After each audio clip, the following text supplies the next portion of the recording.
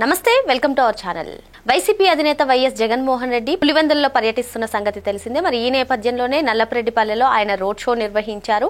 మరి అక్కడ మాట్లాడుతూ త్వరలోనే టీడీపీ బంగాళాఖాతంలో కలిసిపోయే పరిస్థితి ఏర్పడుతుందంటూ ఆయన చేసినటువంటి కామెంట్స్ ని ఏ విధంగా చూడాలి? కూటమి ప్రభుత్వం అధికారంలోకి వచ్చిన తర్వాత ఏ ఒక్కరు యువత కానివ్వండి, పిల్లలు కానివ్వండి, రైతులు కానివ్వండి ఎవరు సంతోషంగా లేరు. అసలు ఎన్నికలను సమర్థవంతంగా నిర్వహించడం లేదు, ప్రజాస్వామ్యబద్ధంగా నిర్వహించడం లేదు అంటూ ఆయన చేసినటువంటి కామెంట్స్ ని, మరి పార్టీ బంగాళాఖాతంలో కలిసిపోతుందంటూ చేసినటువంటి కామెంట్స్ ని ఏ విధంగా చూడాలి తెలుసుకునే ప్రయత్నం చేద్దాం. దీన్ని విశ్లేషించడానికి మనతో పాటుగా ఉన్నారు ప్రముఖ రాజకీయ సామాజిక విశ్లేషకులు అరసమల్లి శ్రీనివాస్ గారు. నమస్తే సార్. నమస్కారం అండి. టీడీపీకి త్వరలోనే బంగాళాఖాతంలో కలిసిపోయే పరిస్థితి ఏర్పడుతుంది అంటూ జగన్మోహన్ రెడ్డి నిన్న నల్లపురెడ్డిపల్లిలో రోడ్ షో నిర్వహిస్తూ మాట్లాడారు సార్. ఏంటి అసలు టీడీపీ బంగాళాఖాతంలో కలిసిపోవడం ఏంటి? మరి 2019లో 151 సీట్లతో మెజారిటీ సాధించినటువంటి జగన్మోహన్ రెడ్డికి 2024లో 11 సీట్లకే పరిమితం చేశారు. అయినా కూడా ఇప్పుడు జగన్మోహన్ రెడ్డి టీడీపీ పైన ఇటువంటి కామెంట్స్ చేయడం, అదే విధంగా కూటమి ప్రభుత్వం అధికారంలోకి వచ్చిన తర్వాత ఏ ఒక్కరు రైతులు కానివ్వండి, పిల్లలు కానివ్వండి, యువత కానివ్వండి ఎవ్వరూ సంతోషంగా లేరు. పులివెందుల ఒంటిమిట్ట జెడ్పీటీసీ ఎన్నికలు కూడా ప్రజాస్వామ్యబద్ధంగా నిర్వహించలేదు, పోలీసులు అధికారాన్ని అడ్డు పెట్టుకుని నిర్వహించింది అని చెప్పి ఆయన కామెంట్స్ చేస్తున్నారు సార్. వీటిపైన మీరేమంటారు? ఇప్పుడు జగన్మోహన్ రెడ్డి గారు ఏంటంటే తీవ్ర నిరాశ నిస్పృహల మధ్య ఉన్నాడండి. వాస్తవ పరిస్థితులు ఆయన అర్థం చేసుకునే పరిస్థితి లేదు ఆయనకి. ఇంకోటి ఏంటంటే అసలు తను ఎందుకు ఓడిపోయాడు తనకు అర్థం అవ్వట్లేదు. ఇంకా ప్రజలకు అర్థమైంది, వాళ్ళ పార్టీలో చాలామంది నాయకులకు అర్థమైంది, మోస్ట్ అంటే 90% నాయకులకి కార్యకర్తలకు అర్థమైంది. తనకు మాత్రం అర్థం అవ్వాలి అసలు ఎందుకు ఓడిపోయింది అనేటువంటి దానికి ఒక అవగాహన లేదు అతనికి. నిజంగా కనుక ఏమాత్రం కొంచెం విచక్షణ ఉన్నవాడైనా ఏం చేస్తారంటే తను ఏదో పాలసీ ప్రకారం వెళ్ళాడు, తన బుద్ధిని అనుసరించి ఏదో వ్యవహారం చేశాడు, అది రివర్స్ అయింది, దెబ్బైపోయినరా బాబు అనుకుని సమీక్ష చేసుకుంటాడు. అలా మనం ఎక్కడ పొరపాటు చేసాం? ఇప్పుడు వ్యాపారంలో అయినా, వ్యవహారంలో అయినా, రాజకీయంలో అయినా ఒడిదుడుకులు ఎగుడు దిగుళ్ళు సహజం.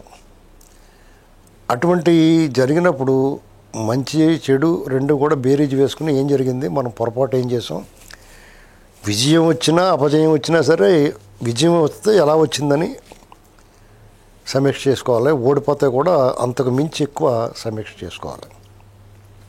ఏం జరిగింది, మనం ఎక్కడ పొరపాటు పడ్డాం, మనకి జనం ఎందుకు రివర్స్ అయ్యారు, ఎంత తీవ్ర ఆగ్రహవేశాలు మన మీద ఎందుకు చూపించారు అనేటువంటిది అతను ఒక చర్చ పెట్టుకునే వాళ్ళలో ఒక సమీక్ష చేసుకుని ఉంటే, రివిజన్ చేసుకుని ఉంటే కొంతవరకు అతనికి అవగాహన వచ్చేది. అంటే అధికారంలోకి వచ్చిన దగ్గర నుంచి తన ప్రవర్తన, వ్యవహారం, నడవడిక, చట్ట రాజ్యాంగ ఉల్లంఘనలో కోర్టు ఆదేశాలను బేఖాతరు చేయడం, పెత్తనం, అధికారం, డబ్బు, మతం, ఒళ్ళు కొవ్వెక్కినతనం ఇవన్నీ తను బేరీ చేసుకుంటే తనకే అర్థమవుతుంది, ఎవడో చెప్పాల్సిన అవసరం లేదు. ఇది ఏది చేయకుండా ఏం చేస్తున్నాడంటే ఆయన ఈవీఎంలు మేనేజ్ చేశారు, లేకపోతే చంద్రబాబు నాయుడు గారు మోసం చేశాడు. హామీలు ఇచ్చి మరి నువ్వు చేసిందేంటి, మీ నాన్న చేసిందేంటి, గతంలో ఎన్నికలు అన్న తర్వాత ఎవరైనా హామీలు ఇస్తారు, హామీలు నెరవేర్చుతారు, నెరవేర్చకపోతే ప్రజలు శిక్షిస్తారు, అంతే సింపుల్. మరి నువ్వేం హామీలు ఇచ్చావు, నువ్వు ఎంతవరకు నెరవేర్చావు, నువ్వేం చెప్పావు, ఏం చేసావు, అవన్నీ కూడా ప్రజలు చూసుకున్నారు. నువ్వు కేవలం నువ్వు ఇచ్చిన హామీలు నెరవేర్చకపోతే కూడా నిన్ను క్షమిస్తారేమో, కానీ నువ్వు అరాచకం చేసావు, అప్రజాస్వామికంగా వ్యవహరించావు, చాలా మొనార్క్లా వ్యవహరించావు. వ్యవస్థల పట్ల, యంత్రాంగం పట్ల, ప్రజల పట్ల, ప్రతిపక్షాల పట్ల, నాయకుల పట్ల, నీకన్నా సీనియర్ల పట్ల కూడా నువ్వు చాలా దుర్మార్గంగా వ్యవహరించావు. వృద్ధుల, పిల్లల, మహిళ అనే తేడా లేకుండా వాళ్ళు హింసకు గురి చేసావు. ఇవన్నీ నువ్వు బేరీ చేసుకోకుండా నాకేదో జరిగిపోయింది, వాళ్ళు మోసం చేశాడు, బాబు షూరిటీ, మోసం గ్యారంటీ, ఇలాంటివన్నీ మాట్లాడుతుంటే చంద్రబాబు నాయుడు గారు ఏం మోసం చేశాడు? 4,000 పెన్షన్ చేస్తానంటే చేసేసాడు. ఏప్రిల్ మే జూన్ ఇస్తానంటే పెన్షన్ 3,000 కలిపి 7,000 ఇచ్చేసాడు. ఇవాళకి కూడా 1వ తారీఖు అందంగా అప్పచెప్తున్నారు. డిఎస్సీ వేస్తున్నారు, మెగడి వేసారు, 16,000 మందికి రేపు మాపు ఉద్యోగాల్లో జాయిన్ అయిపోతారు. నువ్వు నీ హయాంలో రోడ్లన్నిటికి కంతల కింద పడిపోయి కొన్ని చోట్ల రోడ్డు ఉండేదేమో అనుకునేలాగా అయిపోయింది. అవన్నీ కొన్ని రిపేర్ చేశారు, కొన్ని చోట్ల వేశారు, ఇప్పుడైతే ప్రజలు కొంచెం సాఫీగా నడుస్తున్నారు. 70-80% కంప్లీట్గా రోడ్లన్నీ బాగు చేశారు. స్టేట్ హైవేస్ అన్నీ కూడా. మహిళలకు 3 సిలిండర్లు ఇస్తున్నారు, ఇచ్చారు. తల్లికి వందనం ఎంతమంది ఉంటే అంతమందికి ఇస్తున్నారు. వికలాంగుల పెన్షన్లు 6,000 చేసాడు ఆయన. ఏదో తేడా వస్తే కూడా వాళ్ళకి మీకు కంగారు పడకుండా బాబు మళ్ళీ ఇస్తామని చెప్తున్నారు. రైతు భరోసా అదే అన్నదాత సుఖీభవ వాళ్ళకి మొన్నే డబ్బులు వేశారు. అసలు వాళ్ళు చేయాల్సిందే. మహిళలు ఫ్రీ బస్సు ఇచ్చాడు. మీరు మాట్లాడడానికి ఏముంది, ఇందులో మోసం ఏముంది? ఎవరైతే లబ్ధిదారులు ఉన్నారో ఎప్పుడు వాళ్ళే ఉంటారు లబ్ధిదారులు. నీ హయాంలో వీళ్ళ హయాంలో రేపు ఇంకొకటి వచ్చినా కొంచెం ఇంచుమించుగా వాళ్ళే ఉంటారు. నీ హయాంలో 44 లక్షలు ఉండేది పెన్షన్లు, ఇప్పుడు 60 చిల్లర ఇస్తున్నారు. చాలామంది పెరిగారు లబ్ధిదారులు. 44 లక్షల మందే ఉండేవారు అతని దాంట్లో. ఇంకా పెరిగారు, బాగా విపరీతంగా పెరిగారు. మీరు కొంతమందిని యాడ్ చేశారు దొంగ పెన్షన్దారులు, వాళ్ళందరినీ తీసి పడేస్తారు. ఖచ్చితంగా తీసేయాలి. అందులో అనర్హులు ఎవరన్నా ఉంటే తొలగించాలి, అర్హులకి ఇవ్వాలి. కొత్తగా ఒక రేషన్ కార్డు ఇవ్వలేదు, కొత్తగా ఒక పెన్షన్ పెంచలేదన్నాడు. మెల్లగా పెంచుతారు. అసలు ముందు ఉన్నవాళ్ళకి ఇవ్వాలి కదా. వాళ్ళకి ఉన్న వాళ్ళకి ఏదైతే ఇస్తారో అది ఇచ్చారు. రేపు మాపు ఏజ్ వస్తూ ఉంటుంది కదా, సంవత్సరాలు గడిచి కొద్దీ కొంతమంది అర్హులు అవుతూ ఉంటారు, కొంతమంది దుకాణం సర్దుకుని పైకి పోతూ ఉంటారు. అవన్నీ సరి చేసుకుని ఇస్తూ ఉంటారు. అది లోకల్గా ఉండి కూడా చేసుకోవాలి, చేస్తారు. ఒకవేళ నీకు అభ్యంతరం ఉంటే మీ కార్యకర్త కూడా పోయి ఇదిగో పలానా వాడికి అర్హుడు, ఇతనికి పెన్షన్ ఇవ్వండి అని అడగొచ్చు. మీకు మళ్ళీ వాళ్ళు ఏమీ మిమ్మల్ని ఏం కాదంటారు, అది గ్యారంటీ. ఇక ఎన్నికల్లో దౌర్జన్యం, దుర్మార్గం, అరాచకం అని మాట్లాడుతున్నాం. ఈ మాటలు మాట్లాడడానికి నీకు అసలు అర్హత లేదు. ఎందుకంటే మీ బ్యాచ్ అంతా కూడా అరాచకానికి, అన్యాయానికి, దుర్మార్గానికి చిరునామా మీరే. అసలు ఆ పేటెంట్ హక్కు మీద ఇంకొకళ్ళు ఎవరన్నా చేస్తే కూడా మీరు ఊరుకోరు. మేమే చేయాలి, మీరు చేయొద్దు అంటారు మీరు. అది ఖచ్చితంగా మీ హయాంలో జరిగిన లోకల్ బాడీ ఎన్నికల్లో, స్థానిక సంస్థల ఎన్నికలు జరిగినాయి కదా, పంచాయతీలు జరిగినాయి, జడ్పీటీసీ, ఎంపీటీసీ జరిగినాయి, మున్సిపల్ ఎలక్షన్ జరిగినాయి. ఇవన్నీ చూసిన తర్వాత నిర్గాంతపోయారు జనం. అసలు ఏంటి, ఇలా కూడా చేయొచ్చా, ఇలా చేస్తారా? ఏకగ్రీవాల పేరిట, లేకపోతే నామినేషన్లో డిస్క్వాలిఫై చేయటం, దొంగ ఓటర్లని యాత్రికులకి తీసుకురావటం టూరిస్ట్ బస్సుల్లో, ఉప ఎన్నికల్లో గట్రా మీ ఎంత దుర్మార్గం, దౌర్జన్యం చేశారు. నీ వాలంటీర్లు లాంటి నీ కాలకే సైన్యాన్ని పెట్టుకుని, వాలంటీర్లు పెట్టుకున్నది ఎందుకు? ఇందుకే నువ్వు ప్రతి 50 ఏళ్ళకి ఒకళ్ళు ఎవరినో పెట్టు. ఆ ప్రతి ఊళ్ళో 10 మందో 20 మందో ఉండేవారు. ఆ ఊరికో సైన్యం, అనఫిషియల్గా రౌడీ బ్యాచ్ అది. వసూళ్ళకి వాళ్ళు బతకటమే, వాళ్ళు తినమని వదిలేసావు నువ్వు బిస్కెట్లు. సార్, మీరు చెప్పినట్టుగా గడిచిన 5 ఏళ్ళు ప్రజలందరూ కూడా అరాచకం, అవినీతి అన్నీ చూస్తారు. ఇప్పుడు సంక్షేమం, అభివృద్ధి కూడా చూస్తున్నారు. అయినా సరే జగన్మోహన్ రెడ్డి మళ్ళీ ప్రజల్లోకి వచ్చి టీడీపీ బంగాళాఖాతంలో కలిసిపోతుంది అంటూ చేస్తున్నటువంటి కామెంట్స్ని ఏ విధంగా చూడాలంటారు? వాళ్ళలో ఏనాడు ఎప్పుడూ మార్పు అనేది ఒకటి ఉందండి. వాళ్ళ పార్టీ పెట్టి నుంచి, వాళ్ళ నాన్న దగ్గర నుంచి వచ్చిన వారసత్వంగా సంక్రమించింది ఏంటంటే బురద జల్లటం, దుష్ప్రచారం, విషప్రచారం. వాళ్ళ నాన్న దగ్గర నుంచి ఉంది ఇది. దాన్ని కొనసాగిస్తున్నాడు ఇతను. లేకపోతే అరాచకం జరిగిపోయిందంటే ఎక్కడ అరాచకం జరిగింది? నువ్వు చేస్తున్నావు. అరాచకవాదులకు మద్దతుగా నువ్వు నిలబడుతున్నావు. రప్ప ఇప్పుడు అధికారంలోకి వచ్చారు వాళ్ళు మాట్లాడాల్సిన మాటలు మామూలుగా అయితే రోడ్ల మీద కొత్త నరికేస్తాం, చంపేస్తాం, పొడిచేస్తాం వాళ్ళు అనాలి మామూలుగా అయితే. మీరు అనేవారు అలాగా. మీరు అధికారంలో రాగానే ఆత్మకూరులో ఏం చేశారు? ఆత్మకూరే కాదు, ఎక్కడికక్కడ వాళ్ళు దౌర్జన్యం, దుర్మార్గం, రక్త గాయాలతో పంపించేవారు ఇళ్ళకి. తెలుగుదేశం కార్యకర్తలు, ప్రత్యర్థి పార్టీలు నిజంగా చాలా సఫర్ అయిపోయారు. తెలుగుదేశం కార్యకర్తలు, నాయకులు మ్యాక్సిమం వాళ్ళ పార్టీ ఆవిర్భవించిన తర్వాత ఎప్పుడూ ఎదుర్కోనంత దుర్మార్గాన్ని ఎదుర్కొన్నారు. వాళ్ళు యుద్ధం చేశారు. వాళ్ళు వీర సైనికులు, వాళ్ళంతా వీరులు. మీ వాళ్ళు ఏమన్నారు, పారిపోయి దాక్కుంటున్నారు కదా. వీళ్ళు ఏమంటలేదు కదా. ఇప్పుడు బయటకు వచ్చి మాట్లాడుతున్నాడు. నరసరాపేట సత్యనపల్లి కాసు మహేష్ రెడ్డి గొడ్డలట్టుకు వస్తారండి. గొడ్డలట్టు పుల్లలాంటి తీలు పెడతాం, అక్కడికి వచ్చి కొట్టేమని, పుల్లలు కొట్టేయమనండి. గొడ్డలు పట్టుకొచ్చి పుల్లలాంటి తీల్లో పనిచేయమనండి. ఇప్పుడు ఆ పుల్లల అవసరం కూడా లేదు ఎవరికైనా. ఎందుకంటే అందరు గ్యాస్ దీపం పథకాలు అవి పెట్టేసి అందరికీ గ్యాస్ వాడుతున్నారు. ఆ పుల్లల వాడి పరిస్థితి కూడా లేదు ఇక్కడ. గొడ్డలాంటి పట్టుకొచ్చి ఏం చేస్తాడు? మన ఎన్నికల్లో చూసాం కదా, ఎన్నికల రోజుని వెనక ముందు చూసుకుంటే 10 మంది నీకు అతను కూడా వస్తే పరిగెత్తినట్టు ఉన్నాడు. జనం తరివేశారు. మీకు ఇక్కడ ఇప్పుడున్న ప్రభుత్వం సర్లే చావని అని మిమ్మల్ని వదిలేసినా మిమ్మల్ని జనం కొడతారు. ఆ పరిస్థితి చాలా ఆగ్రహంగా ఉన్నారు జనం. ఈ ప్రభుత్వం ఏమైనా చేస్తుందేమో అని చూస్తున్నారు. ఇలా నోటుకు వచ్చినట్టు మాట్లాడిన వాళ్ళని, ఎంత అరాచకం చేసిన వాళ్ళని వేచి ఉన్నారు. ఈ ప్రభుత్వం చర్యలు తీసుకుంటుందా లేదా, ఏం చేస్తారో అని వీళ్ళకి సమయం ఇచ్చారు. ఇప్పుడు ఇంకొక 6 నెలలు 5 నెలలు చూస్తారు. వీళ్ళు కూడా ఇంకా ఏం చేయలేదని మిమ్మల్ని ఈ చట్టము, రాజ్యాంగము, ఈ న్యాయస్థానాలు మిమ్మల్ని శిక్షించకపోయినా ప్రజలు రోడ్డు మీదకి వచ్చి మిమ్మల్ని దొల్లించి కొడతారు. అందులో అనుమానం లేదు. ఎందుకంటే మీరు ఇన్ని తప్పులు చేసి, ఇన్ని దుర్మార్గాలు చేసి, రాష్ట్రాన్ని సర్వనాశనం చేసి, ఎక్కడికక్కడ భయంకరమైన దోపిడీ చేశారు. ఇది కాకుండా మద్యం పేరుతో నకిలీ మద్యం, నాణ్యత లేని మద్యం ఇచ్చి ప్రజల ప్రాణాలు హరించారు. ఎన్నాళ్ళు సహిస్తారు? సహించారు, భరించారు. మిమ్మల్ని అధికారం నుంచి తప్పించారు. ఇవాళ మీకు దేహశుద్ధి చేస్తానికి సిద్ధంగా ఉన్నారు.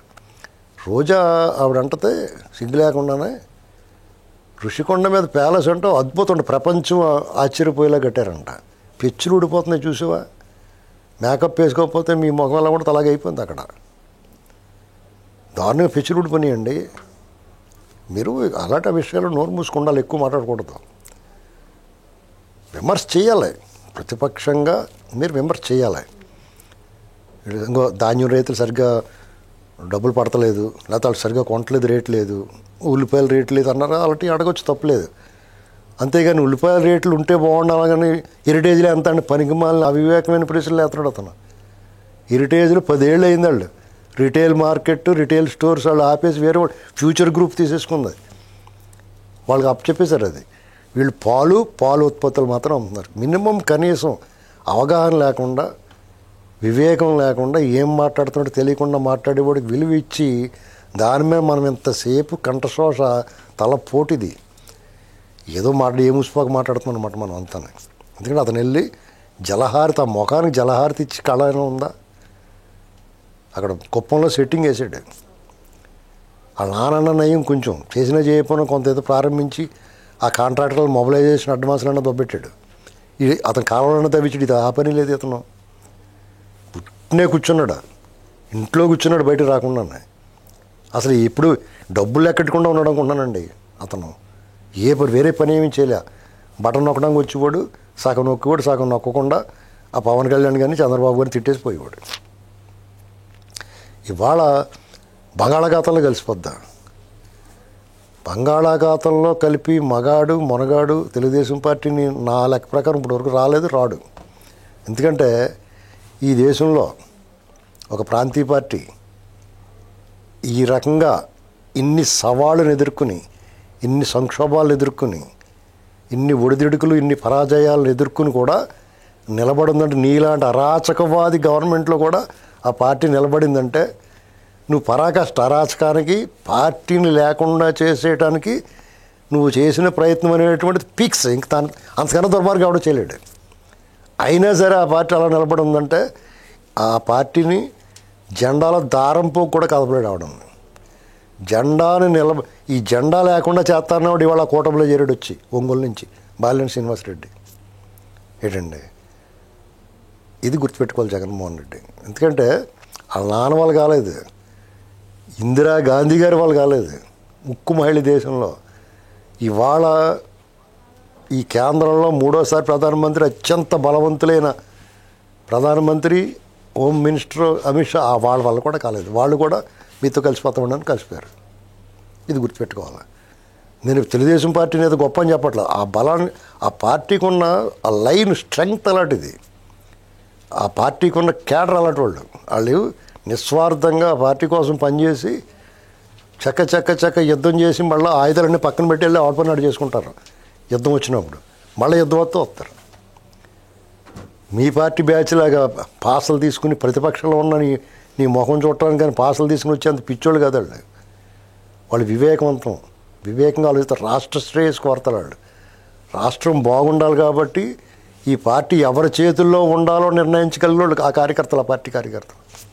ఈ పార్టీని ఎవరు నడిపించాలో నిర్దేశించే కార్యకర్తలు ఉన్నారు ఆ పార్టీకి. మీకు మళ్ళీ పిచ్చోళ్ళలాగా మాట్లాడి నీకన్నా బందర పిచ్చోళ్ళు నీ కార్యకర్తలు. ఎందుకంటే నువ్వు కోతంటే కోతి కొమ్మండి వీళ్ళు అలాగంటారు. ఒకవేళ పార్టీ నాయకత్వం పొరపాటు చేస్తే వీళ్ళు వెంటనే విమర్శనం చేస్తారు. ఆ స్వేచ్ఛ ప్రజాస్వామ్యయుతంగా వాతావరణం ఆ పార్టీలో ఉంటుంది కాబట్టి ఆ పార్టీ నిలబడి ఉంది. మీకు మళ్ళీ బంగాళాఖాతంలో ఒకవేళ బంగాళాఖాతంలో కలిపేద్దని ఉన్నా పట్టుకెళ్ళినా బంగాళాఖాతం వెనక్కి వెళ్ళిపోద్ది కానీ వీళ్ళని కలుపుకోదు. అది గుర్తుపెట్టుకోవాలి. ఎందుకంటే తెలుగుదేశం పార్టీ ఆవిర్భవించిన తర్వాత 1984లో ఒక సంక్షోభం వచ్చింది. రామ్లాల్ అనేటువంటి ఒక గవర్నరు ఎన్టీ రామారావు గారిని చాలా దారుణంగా బర్తరఫ్ చేసాడు. నెల తిరగకుండా ఇందిరాగాంధీ తప్పైపోయింది బాబు అని చెప్పి తీసుకొచ్చి ఆయన ముఖ్యమంత్రి. First of it's kind. అదొక చరిత్ర. ఒక ముఖ్యమంత్రిని బర్తరఫ్ చేసి జనం నుంచి వచ్చిన పెళ్ళుబికిన ఆగ్రహం, ప్రజాస్వామ్య పరిరక్షణ ఉద్యమం జరిగింది. రాష్ట్రం కొత్త ఉడికిపోయింది. తిరిగి దండం పెట్టేసి తీసుకొచ్చి కూర్చోబెట్టారు. మళ్ళా 95లో సంక్షోభం వచ్చింది. దాని పూర్తి రివర్స్. ఒక దుష్టశక్తి ఎండమూరి వీరేంద్రనాథ్ నవల్లో పాత్ర పిశాచి అని ఉంటుంది మంత్రగాడు. అలాంటి ఒక దుష్టశక్తి రాష్ట్ర పిశాచి ఈ రాష్ట్రానికి పార్టీకి చంద్రబాబు నాయుడు ఎన్టీ రామారావు గారికి పట్టుకుంటే ఆ పేడ వదిలించడానికి అధికార మార్పిడి జరిగింది. ఆ వాళ్ళ కార్యకర్తలందరూ కూడా చంద్రబాబు నాయుడు గారు వెనకాల ఉన్నారు. నాయకులంతా చంద్రబాబు నాయుడు గారు వెనకాల ఉన్నారు. అలాగా పేడ దుష్టశక్తి నుంచి తప్పించి చంద్రబాబు నాయుడు గారు వాళ్ళ పార్టీని కాపాడుకుని వాళ్ళ మనసు గెలుచుకున్నాడు. పనిచేసే ముఖ్యమంత్రిగా ప్రజల మనసు గెలుచుకున్నాడు. మళ్ళా గెలిచాడు ఆయన. మళ్ళా సంక్షోభం తెలంగాణ ఉద్యమ రూపంలో వచ్చింది. తెలంగాణ ప్రాంతంలో తెలుగుదేశం పార్టీకి రాష్ట్రంలో మిగతా ప్రాంతాలన్నింటికన్నా ఎక్కువ బలం పట్టు కార్యకర్తలు ఉన్నారు స్టిల్ వాళ్ళకే.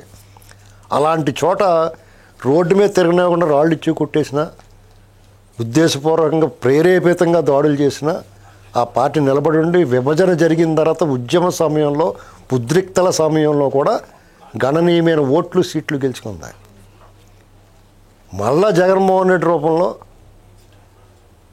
ఒక రకం పెన్ను సంచి భూతం పడిపోయింది మీద. ఇక మామూలుగా కాదు, ఇక్కడ కకావికలం అయిపోయింది. అయినా సరే దుర్భేద్యమైన కుడ్యం ఒక కోటలాగా ఆ పార్టీ నిలబడే కార్యకర్తలు కాసుకున్నారు. నిన్ను నాలాంటి వాడు కూడా వచ్చి బయటికి నిన్ను తరిమి కొట్టడంలో చేసాం. తెలుగుదేశం పార్టీ రథం లాగడానికి కోట్లాది మంది వచ్చి ఆ రథాన్ని లాగారు. ఇవాళ పైన కూర్చోబెట్టారు. నీ బాబు తరం అవ్వలేదు, మీ పార్టీ తరం అవ్వలేదు, నీ తరం అవ్వలేదు. ఎవరు కూడా దాని గురించి ఆలోచించుకోక్కర్లేదు. తెలుగుదేశం పార్టీని బంగాళాఖాతంలో కలుపుతామంటే నువ్వు కలపడానికి వెళ్ళినప్పుడు నువ్వు చూడండి, నిమజ్జనానికి వెళ్ళి దుర్మరణం పోలేయారు అంటారు కదా, అలాగా ఈ పార్టీని తీసుకెళ్ళి కలపడానికి వెళ్ళి నువ్వు ములుగుతావు. అది చూసుకో ముందు. టీడీపీ జెండాను పట్టుకునే మునగాడు ఇప్పటి వరకు పుట్టలేదు, ఇక పైన పుట్టబోవడానికి కూడా సార్ చెప్తున్నారు. మరో అంశంతో మళ్ళీ కలుద్దాం. Thank you sir.